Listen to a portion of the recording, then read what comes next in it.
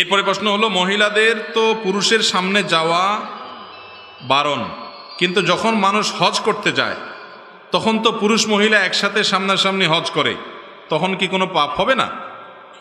খুব গুরুত্বপূর্ণ প্রশ্ন। মহিলাদের পুরুষের সাথে পর্দার বিধান, আবার পুরুষদের জন্য চোখের পর্দা, দৃষ্টির পর্দা করার নির্দেশ আল্লাহ তাআলা দিয়েছেন।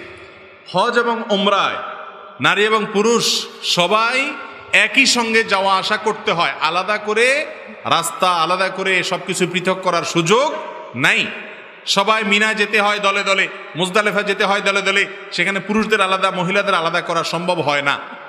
মসজিদুল হারামে, মদিনাতে মসজিদে নববীতে সেখানে আলাদা করা সম্ভব হয়, এই জন্য সেখানে আলাদা করে দেওয়া হয়েছে, পুরুষরা আলাদা মহিলা আলাদা সালাত আদায় করে। কিন্তু হজ এবং উমরার জন্য এক জায়গা থেকে আরেক জায়গা যেতে হয়, স্বামী স্ত্রী একসাথে যখন হজ করে আলাদা আলাদা কিভাবে যাবে? তো সেই জন্য সেখানে নারী পুরুষ একই সঙ্গে যাওয়া আসা করে। এরপরও সেখানে নারীরা তাদের মুখ সচরাচর নেকাব দিয়ে যেরকম ঢাকে, সেলাই করা ওড়না দিয়ে সেটা করবে না এহরামরত অবস্থায়। কিন্তু যেহেতু প্রচুর পরিমাণে মানুষ এখন উমরা এবং হজে অংশগ্রহণ করে, অতএব ওড়না টেনে দিবে যাতে করে পরপুরুষ তার সৌন্দর্য দেখতে না পারে। এক কথায় তিনি পর্দার বিধান মেনেই কি করতে হবে? হজ এবং উমরা করতে হবে। অনেক মা বোন আছেন এই ভুলটা করেন, উমরা বা হজ করতে গিয়ে দেখা যায় তারা পর্দার বিধানটা মানেন না, অথচ ওখানেও পর্দার বিধান কি আছে? প্রযোজ্য আছে। আমাদের আয়েশা রাদিয়াল্লাহু তাআলা আনহা যখন হজ করেছেন, তিনি তার সম্পর্কে বলেছেন যে পুরুষ যখন কেউ আমার দৃষ্টির এরিয়াতে পড়ে আসে, সাথে সাথে আমি আমার সৌন্দর্যকে ঢেকে নেই, পর্দা করে ফেলি।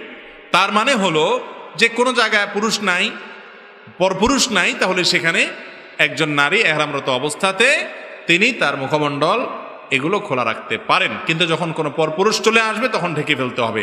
আর হজ ওমরাতে বিশেষ করে যখন মিনাতে যায়, মুজদালেফা যায়, জামরাতে পাথর মারতে যায়, যাওয়া আসার পথে এই জায়গাগুলোতে আরাফাতে অবস্থানের সময়, ওই টাইমে এত লক্ষ লক্ষ মানুষ এখন তাকালেই চতুর্দিকে পরপুরুষ আর পরপুরুষ, সেজন্য সেই জায়গাতে তাদের সৌন্দর্য ঢাকবে এবং পর্দা করবে। তবে তার জন্য অনেক উলামা একরাম অনেকে বলেছেন যে ওড়না থাকবে, সেটাকে টেনে দিবে, মুখকে একদম বেঁধে ফেলবে না, কিন্তু পর্দা করার চেষ্টা হজ উমরাতেও থাকতে হবে।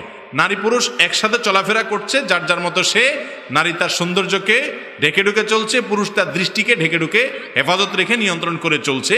এভাবে পর্দা হতে পারে, কোনো অসুবিধা নেই।